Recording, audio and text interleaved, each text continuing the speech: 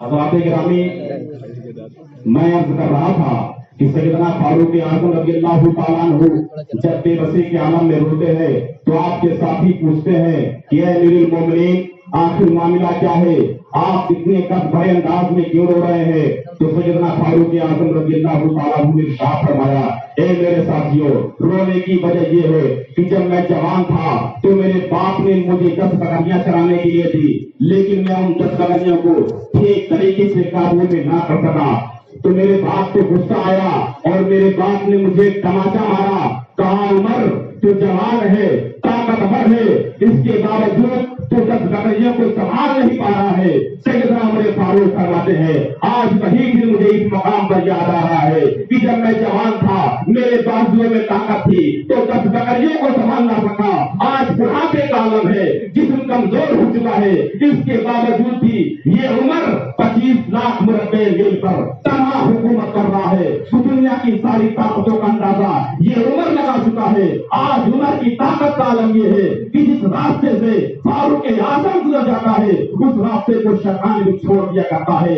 اگر زمین پر زلزلہ آ جاتا ہے تو یہ عمر اپنے گھوڑے کو زمین پر مار دیتا ہے تو زلزلہ بھی رک جایا کرتا ہے۔ اگر سوکھے ہوئے دریا کو تو لفظوں سے حکم دے دیتا ہے تو دریا پانی سے سیراب ہو جایا کرتا ہے۔ سیدنا فاروق اعظم فرماتے ہیں، یہ ساری خوبیاں مجھے نبی کی بارگاہ سے ملی ہے۔ جب سے میں نے غلامی رسول کا پٹا اپنے گلے میں ڈال لیا ہے، یہ اسی کا پٹا ہے۔ جب سے میں نے اپنے دل میں اس کے رسالت کا چراغ روشن کیا ہے، یہ اسی کا صدقہ ہے۔ پتا چلا کہ ایک بندہ مومن کی سب سے بڑی طاقت محبت رسول کی طاقت ہے، نبی کریم صلی اللہ تعالیٰ علیہ وسلم کی محبت کی طاقت ہے۔ اس لیے مسلمانوں، دنیا میں جب تک رہو تو سچے مومن بن کر رہو، مومن کامل بن کر رہو، مکمل ایمان والے بن کر رہو، سچے مومن بن کر دنیا میں زندگی گزارو۔ اور جانتے ہو سچے مومن آپ کب رہیں گے؟ میں آپ کے مزاج کے مطابق بتاتا ہوں۔ جب آپ صرف جمعہ کی نماز پڑھیں گے اور 5 وقتہ نماز کو چھوڑ دیں گے تب سچے مومن رہیں گے۔ کسی کی زمین پر ناجائز قبضہ کر لیں گے تب سچے مومن رہیں گے۔ اپنے امام کی برائی اور غیبت کریں گے تب سچے مومن رہیں گے۔ کسی مسلمان کی چغلی اور غیبت کر کے اپنے اندر منافقت کی علامت کو پیدا کر لیں گے تب سچے مومن رہیں گے۔ کسی مسلمان کو ایذا اور تکلیف پہنچائیں گے تب سچے مومن رہیں گے۔ کیا یہی سچے مومن کی علامت ہے؟ نہیں مسلمانوں، آئیے نبی پاک کی بارگاہ میں عرض کرتے ہیں، یا رسول اللہ، ہم نے کلمہ پڑھ لیا ہے، اشہد ان لا الہ الا اللہ واشہد ان محمد رسول اللہ کا ہم اقرار کرتے ہیں، آپ کی رسالت کا اور اللہ کی وحدانیت کا ہم دل اور زبان سے تسلیم کرتے ہیں۔ یا رسول اللہ، کیا ہم سچے مومن ہو گئے؟ میرے آقا کی حدیث کہتی ہے کہ نہیں، تم نے کلمہ تو ضرور پڑھا ہے، تم نے نمازیں تو ضرور پڑھی ہے، تم نے روزے تو ضرور رکھے ہیں، تم نے قرآن کی تلاوت تو ضرور کیے ہو، لیکن سچے مومن نہیں ہوئے۔ یا رسول اللہ، پھر سچا مومن ہے کون؟ میرے آقا ارشاد فرماتے ہیں، من سلم المسلمون من لسانہ ویدہ، سچا مومن وہ ہے جس کے ہاتھ سے مسلمان سلامت ہو، جس کی زبان سے مسلمان سلامت ہو۔ یہ ہاتھ اور زبان سے مسلمان سلامت ہونے کا مطلب جانتے ہیں؟ اپنی زبان کو کسی مسلمان کی غیبت کے لیے جو استعمال نہ کرے وہ ہے سچا مومن۔ کسی مسلمان کی برائی کے لیے اپنی زبان کو استعمال نہ کرے وہ ہے سچا مومن۔ اپنی زبان سے کسی مسلمان کو تکلیف نہ پہنچائے وہ ہے سچا مومن۔ جو پڑوسیوں کا خیال رکھتا ہو وہ ہے سچا مومن۔ اللہ اور اس کے رسول کے حقوق کی ادائیگی کرتا ہو وہ ہے سچا مومن۔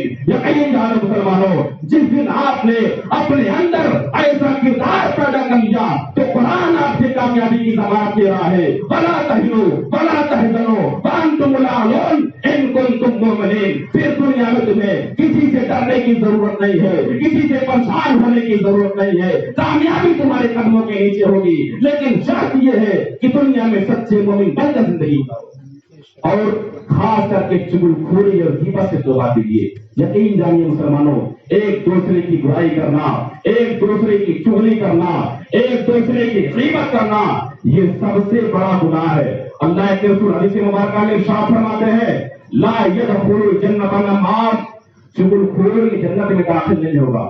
یہ بہت بڑا گناہ ہے، اتنا بڑا گناہ ہے، اتنا بڑا گناہ ہے کہ اس کا जिसका शुमार गुनाह कबीरा में होता है। कभी कभी हम नादानी में कुछ ऐसे गुनाह कर देते हैं जिसे हम छोटा और मामूली समझते हैं, लेकिन हकीकत में वो सबसे बड़ा गुनाह होता है। जैसे कि एक दूसरे की बुराई करना, एक दूसरे की चोरी करना, एक दूसरे की गीबत करना, ये सबसे बड़ा गुनाह है। और ये बीमारी अक्सर औरतों के अंदर पाई जाती है। औरतों की आदत होती है, जहाँ 4 औरतें इकट्ठा हो गई, वहाँ पूरी गारंटी के साथ कहता हूँ कि एक दूसरे की गीबत तो जरूर चालू होगी। ये फितरत है औरतों की। अल्लाह के नबी सैयद आलम सल्लल्लाहु तआला अलैहि वसल्लम इरशाद फरमाते हैं कि मेराज की रात में जब मैं मेराज में गया था तो दोज़ख में मैंने ऐसी औरतों को देखा है जिनके ऊपर तरह तरह के अज़ाब मुसल्लत किए जा रहे थे, तरह तरह के अज़ाब हो रहे थे। जिब्रील अमीन से नबी करीम पूछते हैं, फरमाते हैं, ए जिब्रील, ये कौन सी औरतें हैं जिन पर इतना सख्त अज़ाब हो रहा है? ये जो लोग तरह तरह के अज़ाब में मुसल्लत हैं, ये कौन सी औरतें हैं? हज़रत जिब्रील अमीन इरशाद अर्ज़ करते हैं, या रसूलल्लाह, ये वो औरतें हैं जो एक दूसरे की गीबत किया करती है, एक दूसरे की चुगली किया करती है, अपने शोहरों की नाफरमानी किया करती है। इसलिए ऐ मुसलमानों और अपनी माँ और बहनों से गुजारिश करता हूँ कि गीबत और चुगली से बचिए, एक दूसरे की बुराई से बचिए। ये बीमारी अक्सर औरतों के अंदर पाई जाती है। 4 औरतें जहाँ इकट्ठा हो गई, वहां जरूर एक दूसरे की गीबत चालू होगी। बल्कि एक लतीफा मैंने पढ़ा था, एक शख्स ने ऐलान किया कि जो सबसे बड़ा झूठ पेश करेगा मैं उसको इनामो इकराम से नवाजूंगा। तो बहुत सारे लोग वहां बैठे हुए थे, सबने एक एक झूठ पेश किया, लेकिन उसको किसी के ऊपर एतमाद और भरोसा नहीं हुआ कि झूठ बोल रहा है या नहीं बोल रहा है। इत्तेफाक से एक शख्स आया और कहने लगा कि सबसे बड़ा झूठ मैं जानता हूँ। तो उस इनाम देने वाले शख्स ने कहा कि जरा बताओ क्या है वो झूठ? तो उसने कहा कि मैं एक रास्ते से आ रहा था और मैंने ये देखा कि 4 औरतें खड़ी थी, आपस में खड़ी थी और बिल्कुल खामोश थी, कुछ नहीं बोल रही थी।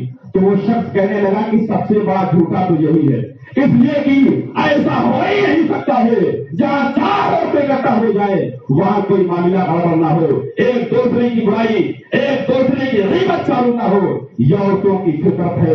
ऐ मुसलमानों, गीबत जैसी बुरी चीजों से परहेज करो। अल्लाह के नबी सैयद आलम सल्लल्लाहु तआला अलैहि वसल्लम अपने सहाबा से फरमाते हैं, ए मेरे सहाबा, हल तदरूना मल गीबत, ए मेरे सहाबा, क्या तुम जानते हो कि गीबत क्या चीज है? सहाबाए कराम ने अर्ज किया, या रसूलल्लाह, अल्लाह और उसके रसूल ज्यादा जानते हैं। नबी करीम सल्लल्लाहु अलैहि वसल्लम ने इरशाद फरमाया, ए मेरे सहाबा, तुम अपने मोमिन भाई का जिक्र इस तरह करो जिसे वो नापसंद करता हो, इसी का नाम गीबत है। सहाबा ने कहा, या रसूलल्लाह, अगर वो कमी उसके अंदर पाई जा रही हो तब क्या हुक्म है? मेरे आका ने इरशाद फरमाया, अगर वो कमी उसके अंदर पाई जा रही हो तो तुमने उसकी गीबत की, और अगर नहीं पाई जा रही है तो तुमने उसके ऊपर तोहमत लगाई, तो दोनों सूरतों में गुनहगार। इसलिए मुसलमानों, गीबत जैसी बुरी चीजों को तौबा कर दुनिया में सच्चे मोमिन बनकर जिंदगी गुजारिए। यकीन जानिए, गीबत और चुगलखोरी करने वाले को अल्लाह इतना नापसंद करता है, इतना नापसंद करता है कि अगर किसी महफिल में या किसी मजलिस में कोई गीबत करने वाला मौजूद हो और उस महफिल में रब की बारगाह में दुआ की जाए तो उसकी वजह से अल्लाह उस दुआ को कबूल भी नहीं फरमाता है। मैंने एक रिवायत के अंदर पढ़ा, एक रिवायत के अंदर मैंने पढ़ा कि बनी इस्राइल एक कौम का नाम है। ये अल्लाह के जलीलुल कद्र पैगंबर हजरत मूसा अलैहिस्सलाम की कौम है। इसी बनी इस्राइल में एक मरतबा कहत पड़ गया था, कई दिनों से बारिश नहीं हो रही थी। बारिश ना होने की वजह से कौमे बनी इस्राइल परेशान थी। परेशानी के आलम में अल्लाह के नबी हजरत मूसा अलैहिस्सलाम की बारगाह में कौमे बनी इस्राइल हाजिर हुई, जाकर कहने लगी कि आप अल्लाह के नबी हैं, अल्लाह के जलील कद्र पैगंबर है, बहुत दिनों से बारिश नहीं हुई है, बारिश ना होने की वजह से हम लोग परेशान है, अल्लाह की बारगाह में दुआ कर दीजिए ताकि रब्बे कायनात बारिश का फरमा दे। चुनांचे हजरत मूसा अलैहिस्सलाम अपनी कौम को लेकर अल्लाह की बारगाह में, रब की बारगाह में बारिश की दुआ करने के लिए निकले और अपने कौम के साथ रब की बारगाह में दुआ कर रहे थे। बार बार रब की बारगाह में दुआ कर रहे थे, परवरदिगार بارش نہ ہونے کی وجہ سے میری قوم پریشان ہے، اپنا فضل فرما، کرم فرما، پروردگار بارش نہ فرما دے۔ کئی مرتبہ حضرت موسیٰ علیہ السلام رب کی بارگاہ میں دعا کر رہے تھے، لیکن حضرت موسیٰ کی دعا قبول ہی نہیں ہوئی۔ جب بار بار دعا کرنے پر حضرت موسیٰ علیہ السلام کی دعا قبول نہیں ہوئی تو حضرت موسیٰ علیہ السلام نے رب کی بارگاہ میں عرض کیا، پروردگار میں تیرا پیغمبر ہوں، جلیل القدر تیرا پیغمبر ہوں، پروردگار تیری بارگاہ میں بارش کے لیے دعا کر رہا ہوں، آخر معاملہ کیا ہے؟ تو میری دعا کو قبول کیوں نہیں فرما رہا ہے؟ اللہ نے ارشاد فرمایا، اے میرے پیغمبر موسیٰ، معاملہ یہ ہے کہ جس قوم کو لے کر تم میری بارگاہ میں دعا کر رہے ہو، اس قوم میں ایک ایسا شخص موجود ہے جو لوگوں کی غیبت کرتا ہے، لوگوں کی چغلی کرتا ہے، لوگوں کی عیب جوئی کرتا ہے، جس کی وجہ سے میں تیری دعا کو قبول نہیں فرما رہا ہوں۔ حضرت موسیٰ نے رب کی بارگاہ میں عرض کیا، پروردگار ذرا اس کا نام بتا دے، وہ کون سا شخص ہے، میں اس کے ہاتھ کو پکڑ کے اپنی مجلس سے باہر کر دوں گا، تب تیری بارگاہ میں دعا کروں گا تاکہ تو میری دعا کو قبول فرما لے۔ لیکن میرے رب کا فضل دیکھیے، میرا رب اپنے بندوں کے عیب کو چھپاتا ہے۔ اللہ نے ارشاد فرمایا، اے میرے پیغمبر موسیٰ، اس طریقے سے مت کرنا، ایسا مت کرنا، اس لیے کہ میں اپنے بندوں کے عیب کو چھپاتا ہوں تو اپنے بندوں کے عیب کو ظاہر کیوں کروں؟ اے میرے پیغمبر موسیٰ، اپنی قوم میں اس طرح اعلان کر دو کہ سب کے سب چغل خوری اور غیبت سے توبہ کر لے۔ اسی طریقے سے جو چغل خور ہوگا وہ بھی توبہ کر لے گا اور لوگوں کے سامنے اسے شرمندگی کا احساس نہیں ہوگا۔ چنانچہ جب سب نے توبہ کر لی تب جا کے حضرت موسیٰ کی دعا قبول ہوئی اور تب جا کے بارش ہوئی۔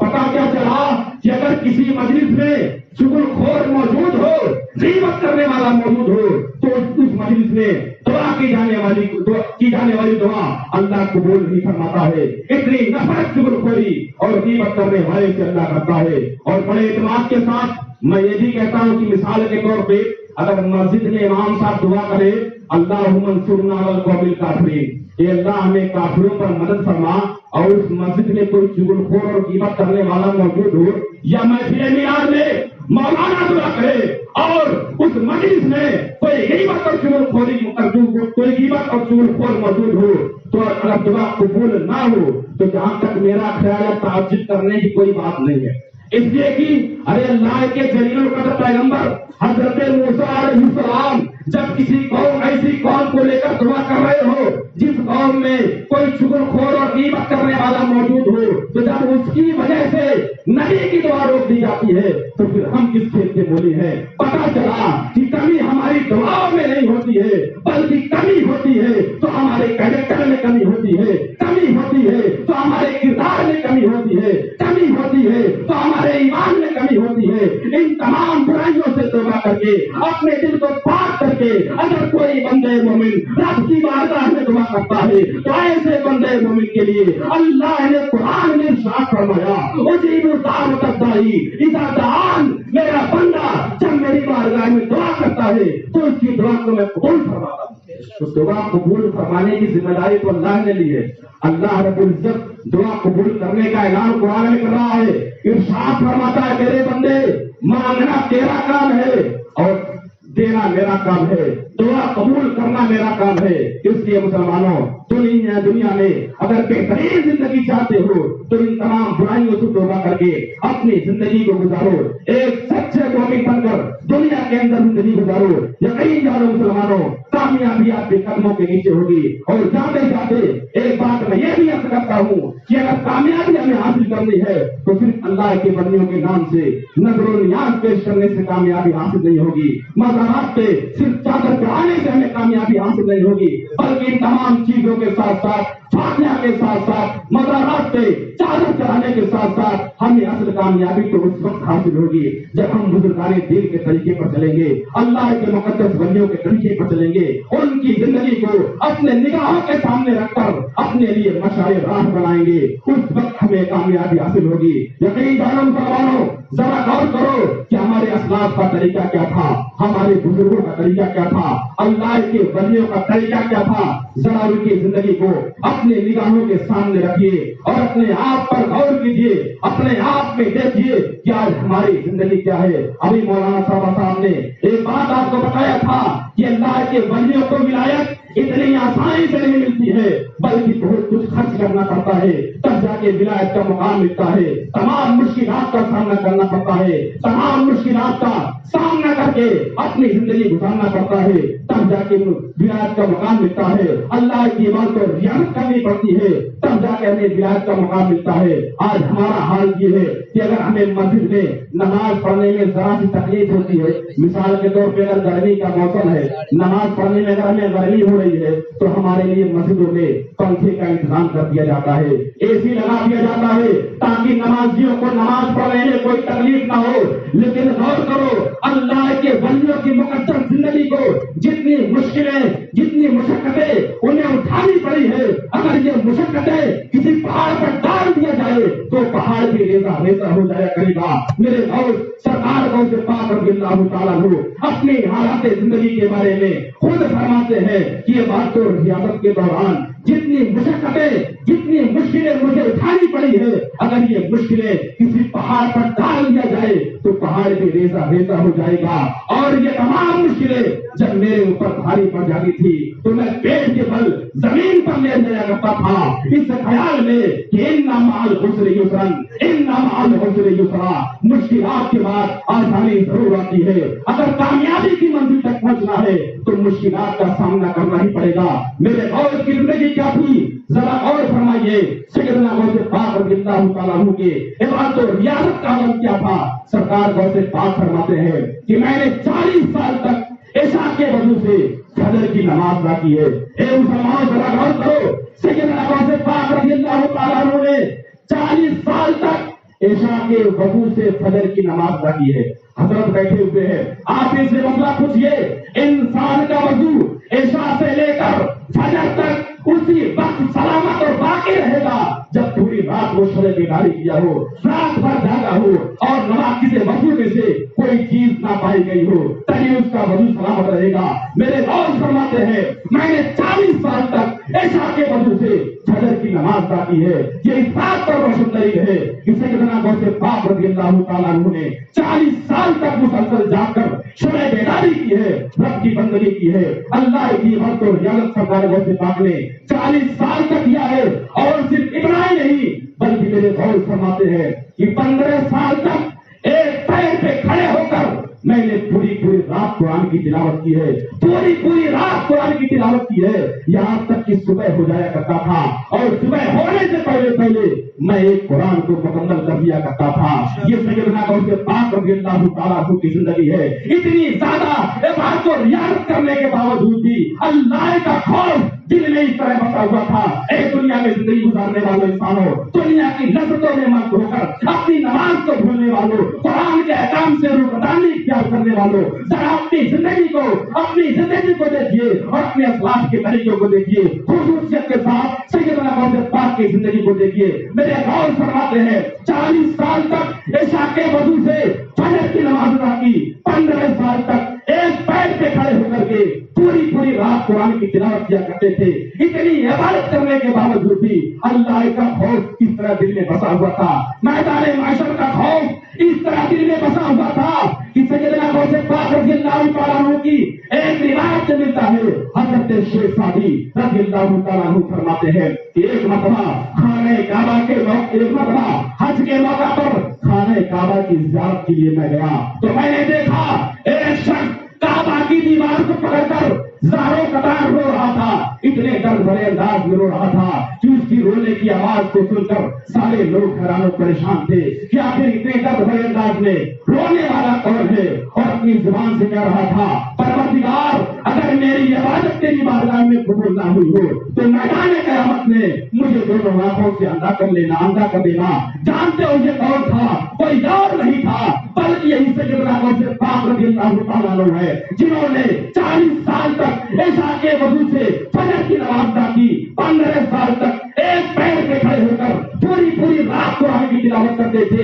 اتنی عبادت کرنے کے باوجود بھی رب کا خوف اس طرح دل میں بسا ہوا تھا، خانہ کعبہ کی دیوار کو پکڑ کر اللہ کی بارگاہ میں عرض کر رہے ہیں، پروردگار اگر میری عبادت تیری بارگاہ میں قبول نہ ہوئی ہو تو میدان قیامت میں مجھے دونوں آنکھوں سے اندھا کر دینا، تاکہ جب تیرے سامنے حاضر ہونا پڑے تو مجھے شرمندگی کا احساس نہ ہو۔ یہ میرے غوث کی زندگی تھی۔ اے مسلمانوں، اگر سچے طور پر غوث کی محبت چاہتے ہو، خواجہ خواجگان کی محبت چاہتے ہو، اللہ کے ولیوں کی سچی عقیدت اور سچی محبت چاہتے ہو تو نمازوں کی پابندی کرو، قرآن مقدس کی تلاوت کرو، اپنی زندگی کا ایک ایک لمحہ فرمان مصطفیٰ کے مطابق گزارو۔ یقیناً اس کے بدلے میں اللہ آپ کو دنیا میں بھی کامیابی عطا فرمائے گا اور مرنے کے بعد آخرت میں بھی کامیابی عطا فرمائے گا۔ بس انہی باتوں کے ساتھ اپنی گفتگو کو ختم کرتا ہوں۔ مجھے بولنے میں کسی قسم کی کوئی غلطی ہوئی ہو تو سچے دل سے رب کی بارگاہ میں توبہ کرتا ہوں۔ استغفر اللہ ربی من کل ذنب واتوب الیہ۔